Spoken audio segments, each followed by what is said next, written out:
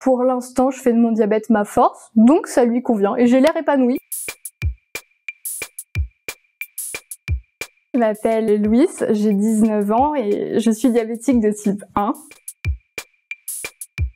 J'étais en première année de médecine, ma première année d'études supérieures, et c'était juste après mon premier concours, le concours du S1, où j'ai commencé à perdre beaucoup de poids, j'étais fatiguée. Je me rappelle encore, j'étais sur mon lit, mon papa est arrivé et m'a demandé si j'avais des troubles du comportement alimentaire parce que j'étais très maigre. Et suite à ça, il m'a demandé d'aller voir un médecin, ce que j'ai fait. Mon médecin m'a demandé de faire un test avec la petite bandelette. Suite à ça, dans les heures qui ont suivi, je suis allée aux urgences et j'ai fait ma première dextro. C'était une semaine avant mon anniversaire. Donc à la sortie de l'hôpital, j'ai fêté mon anniversaire, ce qui était assez triste parce que je savais pas encore bien gérer. Manger du gâteau quand on sait pas gérer, c'est assez difficile au début.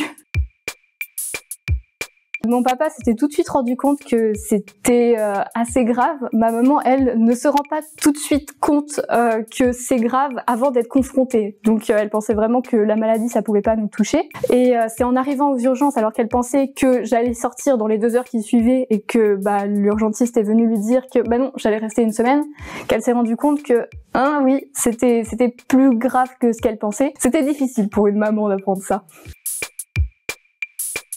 J'étais pas du tout phobique parce que j'ai toujours voulu faire des études dans la santé. Je pense que quand on veut faire médecine, faut se sentir bien avec tout ça. Et j'avais déjà fait un stage dans un service de maxillofacial, donc j'avais déjà vu du sang, des aiguilles, j'avais déjà vu tout ça et j'avais aucun problème. Mais c'est vrai que ça change quand on doit se piquer nous-mêmes. En médecine, la première année, c'est l'année où il y a tous les concours et c'est à la fin de la première année qu'on apprend si on peut passer dans une filière ou non. Moi, ce qui s'est passé, c'est que après la découverte de mon diabète, évidemment, j'ai pas pu continuer de réviser comme je le voulais. J'ai dû mettre en stand-by mes études de santé. Donc, j'ai réussi à avoir le redoublement en France, mais c'est pas ce qui m'a intéressée. Et c'est pour ça que je suis partie en Belgique. J'ai déjà commencé à préparer, j'en ai parlé avec ma prestataire pour la pompe. Je vais quand même revenir assez souvent chez moi pour pouvoir récupérer mes pods. Pareil pour l'insuline, mais je vais prévoir des stocks. Donc j'ai tout prévu avec ma prestataire pour que ça se passe au mieux. Après, je suis en Belgique, j'ai de la chance que ça soit pas très loin de la France, donc au moindre problème, je peux revenir en France, mais sinon, oui, je suis suivie quand même à distance par surtout mon médecin traitant dans un premier temps et ma prestataire avec qui je suis en très bon contact. Donc au moindre problème, je peux les appeler.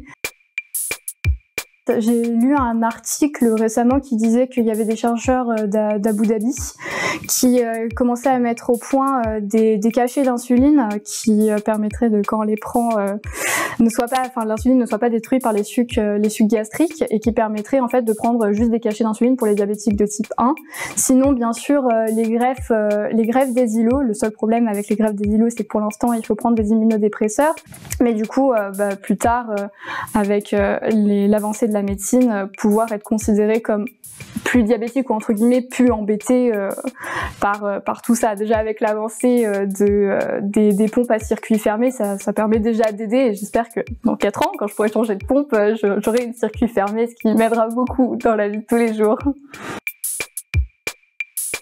Maintenant c'est comme ça, tu vas vivre comme ça, il faut mieux l'accepter et essayer de vivre avec lui pour que tout se passe bien, plutôt que tu ne le supportes pas, que ça se passe pas bien. Ça n'empêche pas que des fois c'est difficile, hein, mais j'essaye de vivre avec lui, de faire au mieux pour que la cohabitation se passe bien et que j'ai pas de problème, que ce soit par mettre des jolis coques sur ma pompe ou mettre des petits stickers ou des fois même quand ça va vraiment pas avec lui, je lui écris des petites lettres pour dire tout ce qui va pas et puis après que j'ai fait ça, je me sens mieux.